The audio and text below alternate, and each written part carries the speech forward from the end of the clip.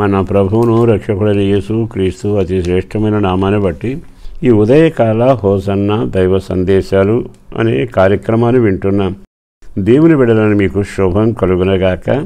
ఈ శుభవేళ మీకు వందనాలు తెలియచేస్తూ ఈరోజు దేవుని మాట ద్వారా మీరు దీవించబడాలని మరొక్కసారి మీకు మనవి చేస్తూ ఉన్నాను.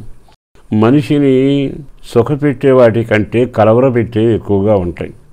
అన్నిటికంటే ఒక మాట చెప్పనా, భయం అనేది మనిషిని ఎల్లప్పుడూ వెంటాడుతూనే ఉంటుంది. మనం ఎంత జాగ్రత్తగా ఉన్నా భయపడుతూనే ఉంటాం, ముళ్ళుగుచ్చుకుంటుంది. మనం భయపడుతూనే అడుగులు వేస్తుంటాం, జారిపడుతుంటాం, భయపడుతూనే ఉంటాం. కానీ మన జీవితంలో జరగకూడని నష్టం అంతా జరిగిపోతుంది. అంటే భయం మనిషిని ఇటు తిప్పాలంటే అటు తిప్పి జీవితాన్ని ఆటలాడి పాడు చేస్తుంది. కానీ ఆ భయం మీకే కాదు, నాకే కాదు, భక్తులందరికీ భయం పట్టింది. అలాంటప్పుడు వాళ్ళు ఏం చేశారు? దేవుని వైపు తిరిగి, అయ్యా ఈ భయం నుంచి మాకు విడుదల కలుగు చేయమని కోరుకున్నారు.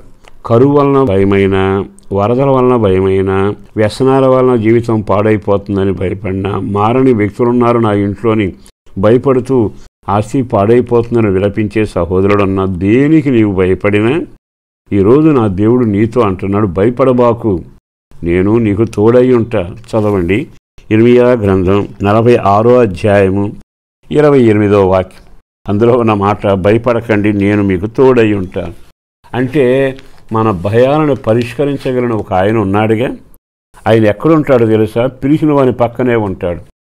ఎవరైతే ఆయన వైపు తిరిగి దావీదు కుమారుడని కేక వేస్తారో అతని కోసం ఆయన నిలబడతాడు. మీకు అర్థమై ఉంటుందిగా. ఇప్పుడు భయంలో ఉండి అయిన వాళ్ళని పిలిచావు, తెలిసిన వాళ్ళని పిలిచావు, కొన్నిసార్లు ఈ భయంలోంచి బయటపడాలని శత ప్రయత్నాలు చేసావు, విఫలమయ్యావుగా. మరి ఈరోజు నువ్వు ఆయన వైపు తిరిగి ఒక్క కేక వేసి, అయ్యా నేను భయపడుతున్నానయ్యా, భయం నన్ను నిలవనివ్వటం లేదా, భయం చేత కలత చెందానయ్యా. బైబిల్లో శత్రువు వచ్చినప్పుడు భయపడరా? ఎగిరిన బాణం వచ్చినప్పుడు భయపడరా?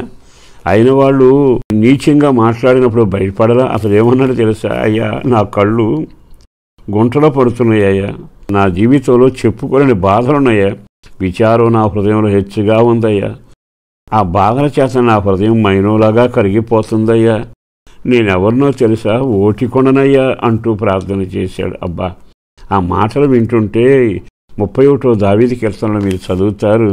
నిజంగా మనిషి జీవితం ఎలా మారిపోయాడు, ఎలా కలవరపడుతున్నాడు, ఎలా నెమ్మది లేకుండా ఉన్నాడు. మరి దీనికి ఇక మంచి రోజులు వస్తాయి అని ఎదురు చూడటమా, ఇంకేదో ప్రణాళికలు వేయటమా, అవన్నీ నువ్వు చేసినా నీ వల్ల కాదు. కానీ భయమును వెళ్ళగొట్టగలిగిన వాడు, భయపడబాకు అంటూ నీకు జవాబు ఇచ్చేవాడు నీ ప్రక్కన నిలబడాలి.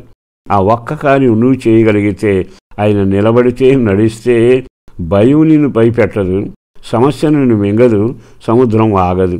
మరి అట్టి ఘనకార్యం చేయాలి అంటే భయాన్నించి విడిపించే దేవుడు ఉన్నాడుగా. ఆయన మరణాన్ని, పాపాన్ని, లోకాన్ని జయించిన విజేత. ఆయన వైపు తిరిగి, నా సమస్యలు నన్ను భయపెడుతున్నాయి, వేదనతో నేను ఉంటున్నాను, కలవరం చేత కంగారు పడుతున్నాను అయ్యా అని కేక వేస్తే ఆయన అంటాడు, నేను ఇక్కడే ఉన్నానుగా, ఎందుకు భయపడుతున్నా? బైబిల్లో ఒక మాట రాయబడింది. ఏమని రాయబడింది తెలుసా? ఆయన మన కుడిపార్శ్వమున నిలిచి ఉన్నాడు. మనం ఎప్పుడైతే మొరబెట్టి ప్రార్థన చేస్తామో ఆయన దూరంగా ఉండేవాడు కాదు, మన కుడిపార్శ్వమున వచ్చి నిలబడతాడు. ఆహా, ఎంత ముచ్చటగా ఉందండి. అంటే నీ మొర్ర నీ జీవితంలో ఎన్ని మలుపులు తిప్పుతుంది, ఎంత మెరును సమకూరుస్తుంది. మొర్ర పెట్టడం అంటే దేవుని బ్రతిమలాడటమేగా. ఆ ఒక్క పని చేయటం కంటే భయాన్ని తప్పించుకోవడానికి ఎంతమంది సలహా తీసుకుంటాం, ఎంతమంది దగ్గర విచారణ చేస్తాం. ప్రియ దేవుని బిడ్డలారా, జీవితంలో కృంగిపోబాకండి, ఒంటరిగా మిగిలిపోబాకండి. ఈ రోజైనా ఆయన వైపు తిరిగి, భయములో ఉన్నానయ్యా, నేను గడాంధకారంలో ఉన్నాను, నా మనుషులు నన్ను భయంకరంగా తేలిగ్గా మాట్లాడుతున్నారయ్యా, నాకు రేపని ఆశ లేకుండా అయిపోయిందయ్యా అంటూ తిరుగు. నీవు చెప్పిందల్లా వింటాడు. ఆయన నీకు కోటై ఉంటాడు, కొండై ఉంటాడు, బండై ఉంటాడు, ఆశ్రయ దుర్గమై ఉంటాడు. ఆపదకాలంలో దుర్గంలాగా నిన్ను కాపాడగలుగుతాడు. అట్టి దేవుడు నీకుండగా మరి ఆయన వైపు తిరిగితే, ఇక్కడ రాయబడిన మాట ఏమిటో తెలుసా? తప్పక నేను నీకు తోడై ఉంటాను. ఎక్కడుండి? ఆకాశం మీద ఉండి కాదు, ప్రక్కనే నిలబడతాడట. ఆయన చేతి నీడలో మనల్ని దాస్తాడట, చీకటి నుంచి తప్పించి వెలిగిస్తాడు. ఇంతకన్నా ముఖ్యమేముంది? పరిశుద్ధుడును ప్రేమామడిన ప్రభు వందనాలయ. ఈరోజు నీ వాగ్దానం నెరవేర్చండి. బిడ్డలను స్థిరపరచండి. నీవు వారిని నడిపిస్తూ క్షేమాన్ని కలిగేటట్టుగా నీ యొక్క రెక్కల నీడలో వాళ్ళని భద్రపరిచి తోడుగా ఉండండి. పిల్లలకి, పెద్దలకి, వ్యాపారం, వ్యవసాయం, ఉద్యోగం, పరీక్షలన్నింటిలో మంచి ఫలితాన్ని దయచేయండి. ఆరోగ్యపరమైన కృప దయచేయండి. రాకడగా సిద్ధపరచండి. రెక్కల నీడలో భద్రపరచండి. దాచిన మేలుడి చేత వాళ్ళని తృప్తిపరిచి నడిపించి దీవెనకరంగా చేయమని యేసు పేరట వేడుచున్నాం తండ్రి. ఆమేన్.